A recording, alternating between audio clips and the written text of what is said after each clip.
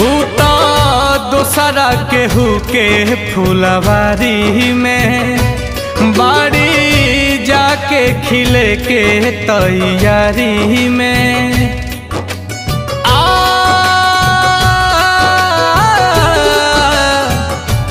उता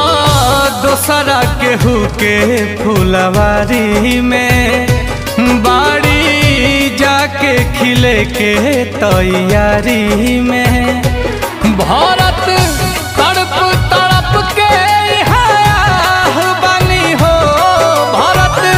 तड़प तड़प के यहाँ बनी हो एह दुनिया में प्यार के जैसन हम ही त कैले गुनाह बानी हो एह दुनिया